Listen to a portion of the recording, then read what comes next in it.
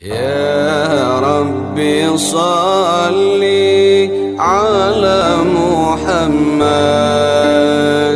يا ربي صل عليه وسلم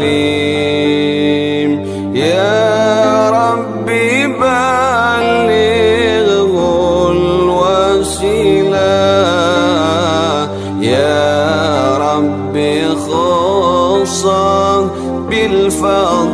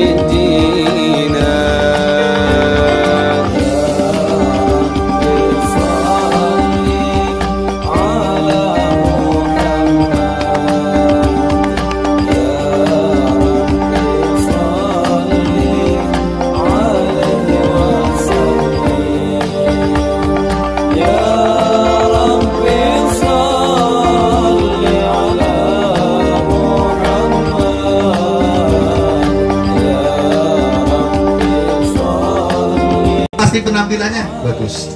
Kalau lagi bahagia, duit lagi banyak, utang lagi tidak ada, itu pasti mulai memperhatikan penampilan. Nah, kalau lagi utang numpuk, pas uang tidak ada, mulai awut-awutan. Nah, orang yang hatinya dipenuhi keyakinan kepada Allah, hidupnya selalu tenang. Jadi bisa memperhatikan penampilan dengan niat apa? Dengan niat untuk menjaga kebersihan dan menjaga keindahan. Sebab memang menjaga keindahan tubuh itu sesuatu yang sangat dicintai oleh Nabi Muhammad SAW. Jadi menjaga penampilan itu sesuatu yang dicintai oleh Nabi Muhammad dan dicintai oleh Allah. Dalam hadis Nabi menjelaskan, Innallaha jamilun yuhibbul jamal. Allah itu indah dan menyukai yang indah-indah. Nabi kemana-mana itu bawa sisir, padahal rambut Nabi sudah sangat indah luar. Dalam hadis Nabi menjelaskan, man humani la yashba'ani. Ada dua orang yang tidak pernah kenyang. Ada dua orang yang tidak pernah merasa cukup. Ada dua orang yang tidak pernah tenang dengan pencapaiannya. Yang pertama, thalibul ilmi, orang yang gila ilmu, mencari ilmu. Itu nggak bakal puas dengan ilmu pengetahuan. Ini positif. Kalau orang benar-benar cinta ilmu, terus dia belajar. Selesai belajar ini, belajar ini. Selesai belajar ini, terus dia akan belajar. Sampai masa tuanya juga akan terus belajar, dan belajar. Karena ingin menguasai berbagai macam bidang ilmu pengetahuan. Yang kedua, thalibul mal, pencari harta. Orang yang menyandarkan keyakinannya kepada harta, dia akan merasa bisa tenang kalau hartanya sekian. Nanti sudah sekian, oh bisa kenyangnya kalau sekian. Terus seperti itu, gak mungkin bisa tenang. Sampai kapan? Wala yamla jawfahu illa turab. Tidak akan memenuhi perutnya, maksudnya perutnya tidak akan merasa penuh, tidak akan merasa puas dirinya, illa turab, kecuali tanah kuburan. Berhenti udah mati soalnya dia. Baru udah bisa apa-apa lagi.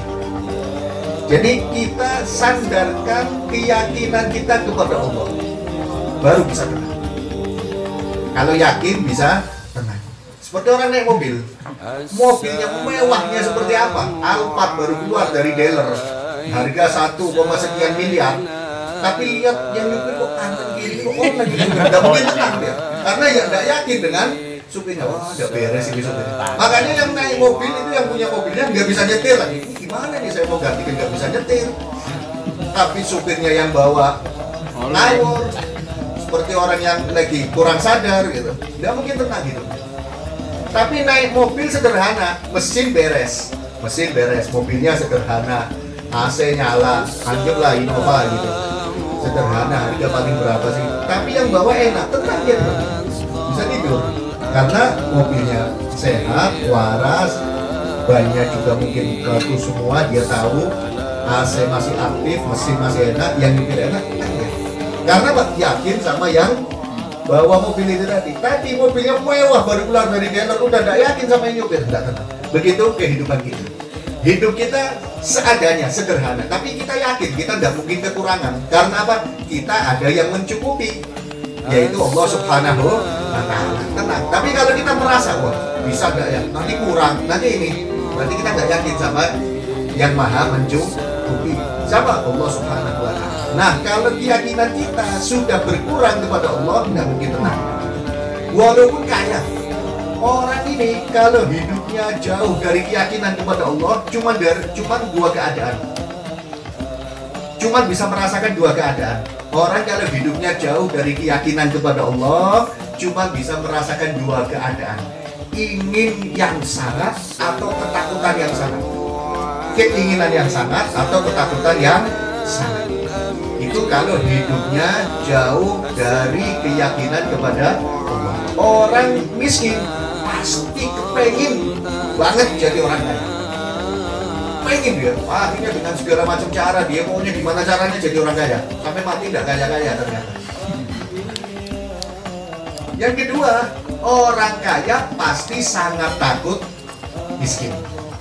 Orang kaya pasti sangat takut miskin kalau hidupnya jauh dari keyakinan kepada Allah Subhanahu wa Ta'ala. Kalau dipikir-pikir, lebih enak keinginan apa lebih enak ketakutan? Tidak ada yang enak, cuma masih mending keinginan daripada ketakutan. Punya duit banyak, punya mobil banyak, kalau rusak gimana ya?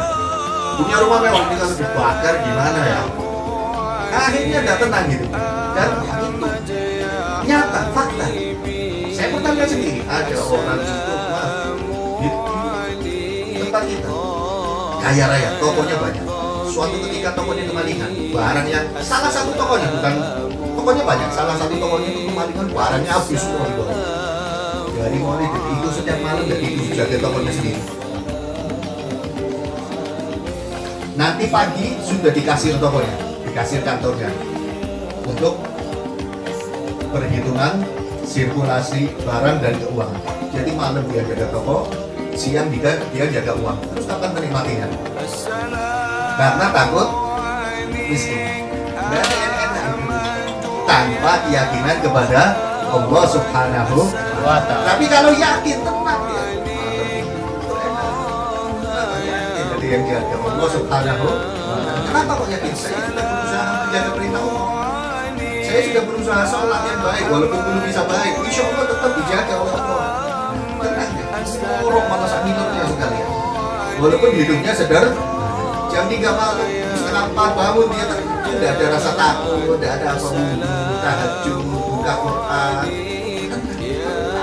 Besok ada yang ngasih rezeki Allah Subhanahu wa Ta'ala. Kerja, dagang, senyum, keluar, naik motor, senyum, tidak takut. Jadi hidup kita itu harus disandarkan kepada Allah Subhanahu wa Ta'ala. Tetap usaha.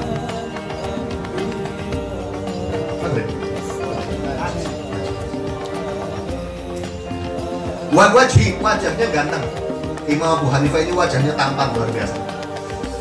Di antara keistimewaan pewaris Nabi Muhammad SAW yang memang sudah Allah persiapkan untuk meneruskan dakwahnya Nabi Muhammad, biasanya sebagian besar itu Allah beri ketampanan wajah.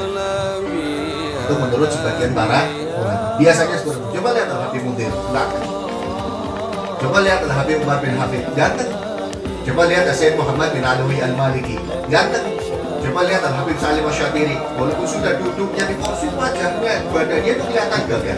Wajahnya itu masih nampak sisa-sisa ketampanannya. Bagaimana semasa mudanya. Di antaranya tuh berarti kalau ada kiai dan ganteng itu bukan menulis rendah, itu sebagian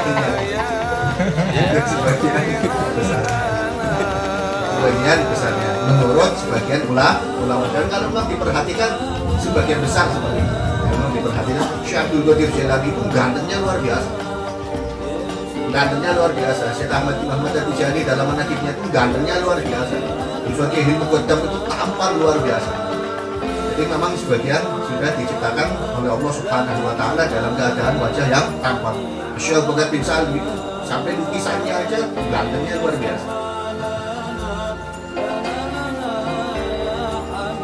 Wasok, bajunya bagus. Jadi kita ini umat Nabi Muhammad jangan menampakkan kemiskinan. Tapi jangan sok kaya.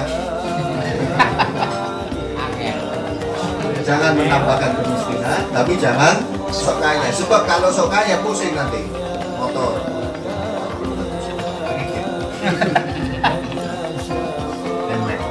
Aduh. Yang penting kelihatan wah, bulan sudah 900 mulai pusing ya, ini gimana ini sebenarnya? Nah, itu salah. Beli misalkan sendal harganya 500.000 sampai nyicil. Sekarang sendal aja bisa dicicil.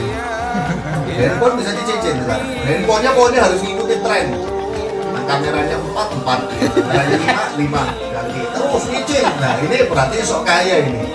Ini pusing. Maksudnya apa? Kita ini jangan menampakkan kemiskinan, jangan di bawah standar hidup kita. Punya sarung bagus misalkan, punya baju bagus yang dipakai jelek-jelek terus, ini buat nanti kalau ada pengantin atau kalau ada wanita, terus biar kelihatan kasihan, nanti banyak yang ngasih. Itu ini berarti menampakkan kemiskinan. Hidup udah ada kekurangan, demi jatah sampai rela dikulisi rumahnya. Miskin rasa jatuh. Padahal nggak kurang sehari-hari hidupnya, nggak kurang. Beda kalau memang setiap hari kurang. Kalau memang setiap hari kurang, itu tidak masalah. Walaupun tidak menampakkan lebih bagus. Para sahabat itu nggak pernah kelihatan miskin, walaupun kadang 2-3 hari itu nggak makan. Pernah Rasulullah keluar dari rumah 3 hari udah nggak makan Rasulullah. Perutnya ini ada batu 3 diikat buat nahan rasa lapar. Itu kalau Rasulullah angkat tangan, ya Allah saya minta makan yang enak, turun makanan macam-macam. Jangankan makanan, pernah ditawari gunung yang ada di Mekah Madinah ini dijadikan emas semua, kemudian diberikan kepada Rasulullah tolak itu tawaran. Jadi miskinnya Rasulullah itu miskin pilihan, bukan miskin karena terpaksa. Kalau orang sekarang kadung, kemudian kita semuanya jadi orang kaya. 3 hari tidak makan Rasulullah. Akhirnya keluar ke tempatnya sahabat Abu Bakar, tempat mertuanya. Maksudnya barangkali ditawari makan. Ternyata sahabat Abu Bakar bilang, ya Rasulullah, saya udah 2 hari tidak makan. Ini ada batunya 2, mertuanya ada batunya 2. Kayaknya kata Rasulullah masuk-masuk ayo kita ke tempatnya Umar. Ternyata sahabat Umar ada batunya 1. Ayo kita ke tempatnya sahabat Umar. Ternyata sahabat Umar dari pagi belum ada makanan. Tapi tidak kelihatan miskin sama sekali, senyum terus akan dunia di lemari. Tidak ada cerita pusing, dagangan sepi, corona apa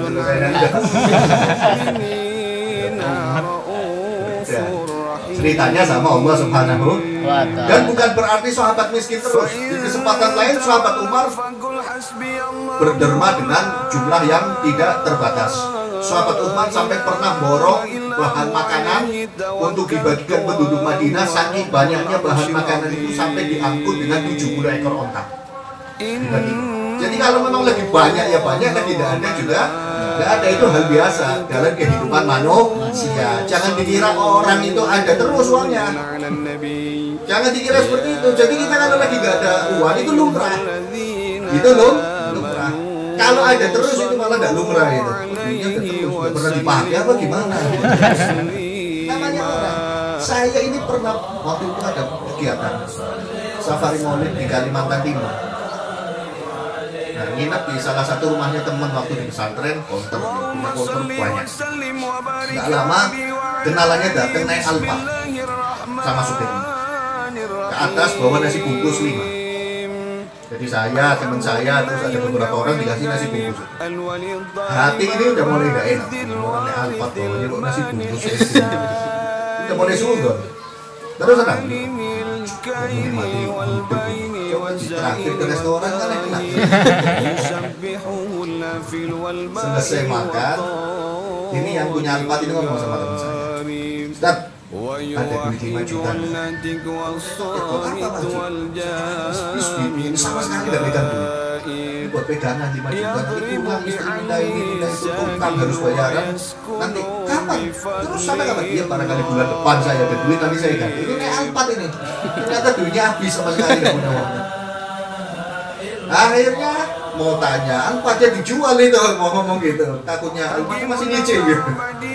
Takutnya jawab seperti itu. Ini teman saya yang rumahnya tinggalnya di atas, bawahnya buat toko, bisa minjemin orang yang naik Alphard. Jadi itulah itu bahasanya orang dulu itu sawang sinawang gitu. Kelihatannya orang kadang kelihatannya lagi enak, ternyata dia lagi memang sama sekali tidak megang, cuma dia bisa menutupi keadaannya. Bukan sok kaya, tapi yakin bahwa kapan saatnya bakal dikasih rezeki oleh Allah Subhanahu wa Ta'ala. Jadi nggak perlu cerita ke manusia. Saya lagi susah ini, saya lagi butuh ini, saya nggak usah. Kecuali kalau memang cari kerjaan, saya lagi nganggur, ada kerjaan enggak? Oh, itu bagus. Saya lagi ada dagangan, itu bagus. Memang saya nggak ada duit, udah mau ngasih enggak? Ini susah ini saya, itu nggak bagus.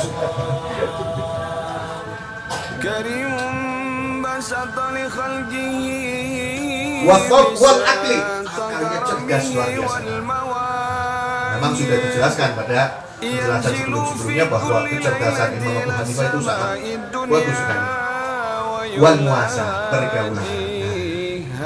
Ini pergaulan juga harus diperhatikan. Orang ini bergaul dengan orang lain harus yang baik. Harus yang baik. Jangan karena punya ilmu, jangan karena udah ahli ibadah terus meremehkan orang lain. Jangan. Harus baik sama orang. Harus lebih banyak menolong daripada menuntut. Kan dalam kehidupan kita harus tolong menolong. Tapi untuk pribadi kita nolong tanpa butuh ditolong. Ngasih tanpa butuh dikasih. Baik tanpa butuh dibaiki.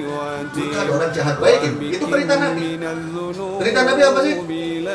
Perintah Nabi adalah pertama silman ko'at sambung orang yang putus hubungan dengan kamu. Kalau ada orang memusuhi kita yang nyambung duluan. Itu perintah Nabi Muhammad SAW. Wa'asim man asa'an ilaih, dan berbuat baiklah kepada orang yang jahat kepadamu. Kalau kita berbuat baik kepada orang yang baik kepada kita, itu lumrah, semua orang bisa. Semua orang bisa. Yang paling jelek itu kalau ada orang berbuat baik kok kitanya balas dengan kejahatan, itu jelek. Kalau berbuat baik kepada orang yang berbuat baik kepada kita, itu memang sudah seharusnya. Bukan berarti kita orang baik, itu memang sudah seharusnya. Kalau kita orang baik, berbuat baik kepada orang yang jahat kepada kita, itu namanya orang silman ko'at wahsin man asa'an ilaih. Berbuat baiklah kepada orang yang jahat kepada kita. Yang ketiga, wa'ati man mana'at, kasih orang yang tidak pernah ngasih kamu.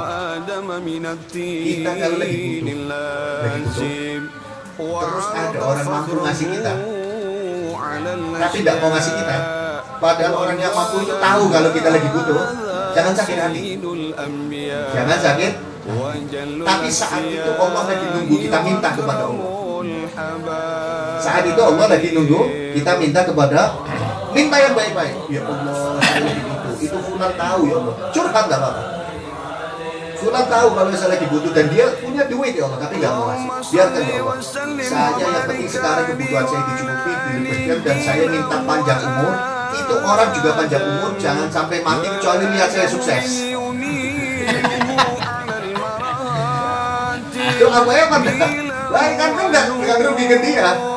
Jangan sampai dia mati ya Allah, kasih dia panjang umur ya Allah, kasih dia sehat walafiat ya Allah, sehat terus, panjang umur terus ya Allah, dan jangan mati dulu ya Allah sampai lihat saya sukses.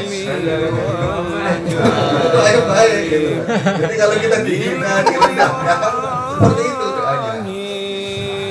dihina orang diam aja, senyum aja. Ya Allah, saya dihina sama fulan. Ngomong sama Allah.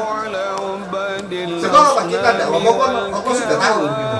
Saya dihina ya Allah sama fulan. Tidak apa-apa ya, kasih dia panjang umur ya Allah, kasih dia sehat, tambah sehat terus ya Allah. Tapi saya dimuliakan ya Allah, dan dia jangan sampai mati sampai lihat saya benar-benar mulia ya Allah. Kan gak ada ruginya buat dia. Kita malah doakan baik dia panjang umur, dia sehat walafiat. Tapi minta jangan mati kecuali kita sukses. Dan lihatnya yang lama suksesnya. Jangan nanti baru sukses mati loh. Wa kana radhiyallahu an rub'atan minar rijal, dan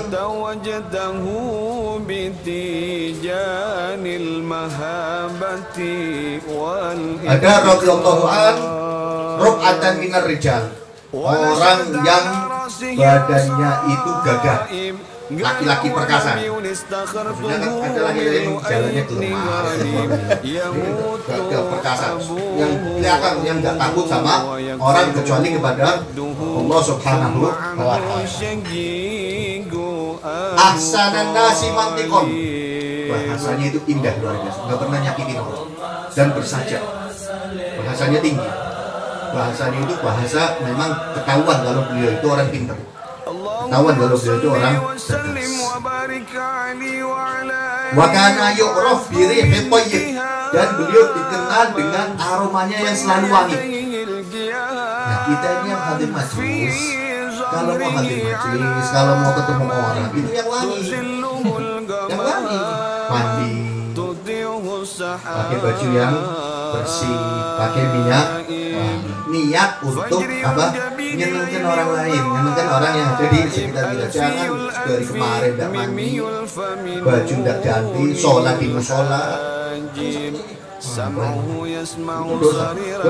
Sebab itu termasuk mengganggu orang lain. Iya, mengganggu orang lain. Jadi kita harus pakai baju yang bersih, badan selalu bersih, wangi. Suami depan istri harus kayak gitu. Istri depan suami harus kayak gitu. Jangan di rumah pagi sampai malam nggak mandi. Giliran mau ketemu teman-temannya mandi wangi, pakai baju yang bersih necis. Di rumah suaminya pakai baju nanti jemur lagi, pakai lagi jemur lagi. Pantas kalau istrinya cemberut. Di rumah yang rapi, di luar juga yang rapi. Nanti akhirnya anaknya kayak gitu juga, habis main bajunya jemur, besok bangun tidur pakai lagi, jemur lagi. Masya Allah. Apa itu aromanya? Yang rapi. Jadi orang Islam ini ya rapi, yang bersih, yang wangi. Itu ajarannya Nabi Muhammad SAW. Wa idza kharaja min darihi aw aqbala, idza kharaja min darihi aw aqbala. Beliau itu dikenal dengan wanginya kalau keluar rumah atau datang. Nah, kalau keluar rumah wangi lumrah karena mungkin habis mandi. Ini sudah pergi lama pun beliau selalu wangi. Kita kalau habis pergi jauh atau seharian, usahakan masuk rumah dalam keadaan yang paling indah. Jadi keluarga kita itu nggak lihat kita awut-awutan. Nabi sendiri itu setiap pergi jauh nggak mau masuk rumah tengah malam, nunggu pagi. Tujuannya apa? Biar Nabi lihat istri-istrinya sudah cantik, sudah mandi. Jadi hatinya itu bersih, dan nabinya juga sudah mandi. Jadi kita kalau pergi di sekolah langsung mandi lah. Jadi hargai istri yang bersih, ganti baju, pakai wangian. Jadi para ulama kita harus ini. Maka aneh itu Allah alam bisawab. Surah Al-Fatihah.